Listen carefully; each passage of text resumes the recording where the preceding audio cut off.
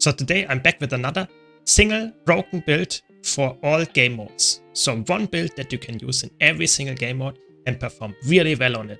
Today we're gonna take a look at Guardian, and in particular we're gonna take a look at Willbender. This build is a very strong DPS option in PvE, in group content, but also very capable of soloing things, and it is a very strong roamer and a very strong roamer in PvP conquest as well. So it's very good in what it wants to do. Again, this build is not optimized for each game mode in that sense that it's perfectly optimized in dealing the most amount of damage in a raid scenario, for example, but it's more optimized in a way that it is very capable of doing everything that I just mentioned in a single build. So you will deal around, let's say, 80%, 90% of the damage of a perfectly optimized raid build, while still being able to use the same gear in World vs. World, for example. That's the idea here. So the people that want to learn a single build, want to have a single gear set to use in every single game mode, this build is for you. So for gear that you can use in PvE and World vs. World, it's the important part here, you want to go for full Marauder armor with Dragon Hunter rune. Just a lot of power, precision, some vitality and ferocity as well, and the rune gives you even more damage.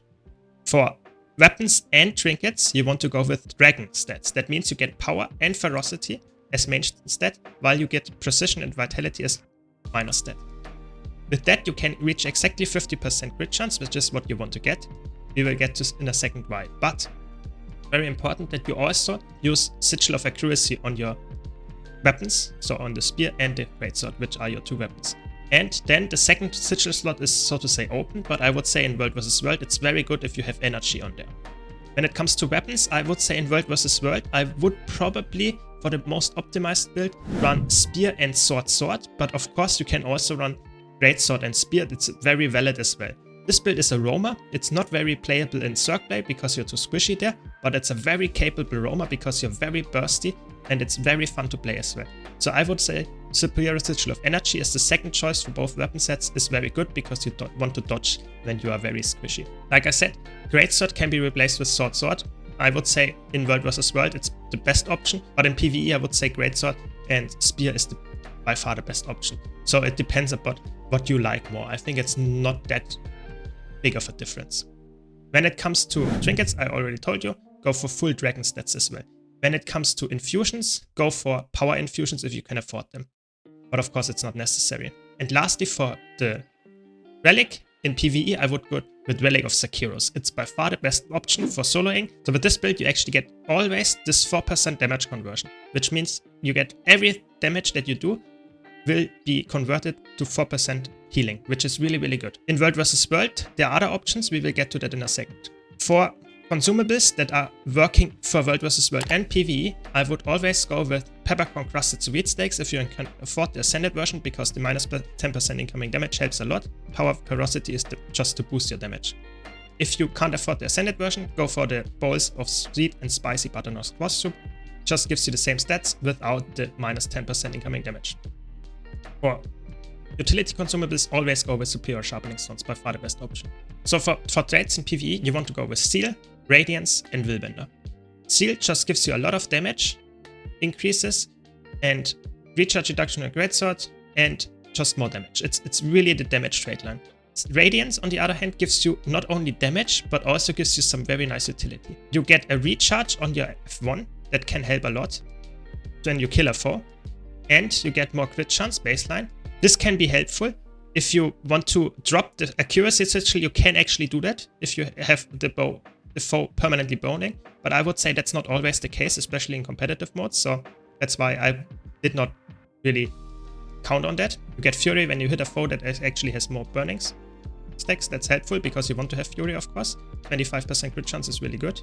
Then just more strike damage while you have a resolution. You have a lot of resolution because resolution increases your chance to critically strike and grant might each interval. So that means you have 25% of crit chance of normal Fury and 25% chance to crit with resolution. So that means you have 50% that you get from just your boons, and you get might up with. If you can't upkeep resolution by yourself, be sure to use Healer's Retribution. That gives you almost, let's say, 40% uptime. It's really good. But in a group scenario, if for example if you play with a Healing Catalyst, that is very easy to upkeep 100% resolution, and then you can go for this trade. But like I said, if you're in a solo scenario, I would go with this. If you want to play a Willbender build that is more optimized for solo play, like an open world, be sure to check out this build, guys. Then on Willbender, you just get a lot of more damage here, then more movement speed. You get, this is really, really nice. You get, every time you hit while you have your virtues up. So if you use your virtues, you get an effect, and if you use it with this trade on, it will also recharge the time that all your weapon skills have. So if you just spam your weapon skills, you will get recharge reduction by that. That's really, really strong. More damage, and this just amplifies this trade. It's very, very strong. You just take all the damaging trades, and that's the PvE build. For skills, I would always go with Litany of Wrath. It's just the best damaging option. But if you want to, for more cleanse, this one is good. Or Shelter can also be used for block. But this one just converts some nice damage that you deal into healing, very helpful. Then Sword of Justice, very nice for vulnerability application, it's some really nice damage. Then Flash Combo, really cool because it's a teleport and you get some nice damage, and it removes conditions when you go back. It can be really nice if you want to play it safe, but I would say if you just activate it once, it's a very nice DPS skill. And then passively always keep Bane Signet for more power. You can use it for some nice Defiance breakbar damage, but typically I wouldn't. And then you have Feel My Wrath for just more quickness and fury uptime if you want to. If you need more CC, you can swap that for Heaven's Paw. On weapons, like I said, you want to run Greatsword, just always use your Symbol of Resolution first, then your Whirling Wrath in the enemy, and this is some nice leap and healing, and the 5 also in the enemy, because then all the projectiles of the 2 and the 5 will hit the enemy, really important. On your spear, always try to use your amplified skills, because when you hit with your spear skills that are not the auto attack, you can actually get the illuminated buff, which will empower the next spear skill. And if you stand in your spear symbol, you will also empower all the other weapon skills even without hitting them. So it's really, really strong. And use your 4 skill for chronic lenses for some nice damage, the 2 skill for some nice damage and wounds, and the 3 skill rather, and the 2 skill for some nice healing. And the 5 skill can be also useful for some knockdown. Really good. So the rotation is always try to keep up your all the time, always use one of your virtues so that you always have the virtue buff. Then always use the 4 skill in Greatsword, then the 2 skill, use then the 3 and 5 as well, and then use all your swords if you have them, and use your auto attack, try to use the last strike as well. But as soon as you have the weapon swap up, you swap to the spear and try to use your 3 skill and empower 4 skill and use your 2 and so on. So it's just you spam your attacks, and of course use your Feel My Wrath and the Flash Combo. Other than that, it's just deal damage and always swap weapons, always use the virtues of cooldown, and try to use, of course, your healing skill and your Flash Combo if you need more healing. When it comes to changes that I would do for World vs. World, I would leave exactly the same gear. Like I said, energy is very important. If you want to have more chronic lenses, you can also go for cleansing instead. But I would swap Relic of Rakiris. You can either go for Relic of the Brawler, which is a very nice option as well, because you get a lot of resolution, and whenever you apply resolution or protection to yourself, you get a 4-second 10% damage buff. That can be really helpful. You can also go for Relic of the Stormsinger, which can be a very nice option. It got nerfed in World vs. World a bit, but it's still a very good option because you have so many dashes. It can be very helpful as well. Those 2 are the best options, I would say. You can, of course, go for Fireworks, and there are a lot of options for relics that increase your damage, but I would say those 2 are the best options. Like I said, for weapons, I would rather go for Sword in World vs. World for roaming instead of Greatsword, but if you're a Greatsword enjoyer, you can, of course, go for Greatsword. When it comes to traits that are in World vs. World, a little bit altered, I would still go with Radiance and Willbender, of course, but I would swap Seal to Virtues. The reason for that is you want to amplify your Virtues to give them more boons and more resolution, because you are solo and therefore you want to have more resolution permanently, and the recharge is reduced. So you get more damage here with Unscattered Contender, then you get even more damage when you use your Virtues, and you should use it all the time. And very important here, Indomitable Courage. That means your F3 skill is now a stun break and gives stability. It's very, very strong, and it can be a disengage tool or an engage tool. It's very, very helpful. So this is why I would take Virtues in competitive modes instead of Seal. Radiance, I take the same traits. Very important, because crit catting in World vs. World makes you very, very strong, and you have a nice might application as well. For Willbender traits, I would, instead of Power for Power, going for Concede Parade, because you get more healing passively and you get more vitality that helps just to survive. And then I would swap Restorative Virtues to Vanguard Tactic, because you teleport around a lot, shadow step rather, and that grants you resolution and protection.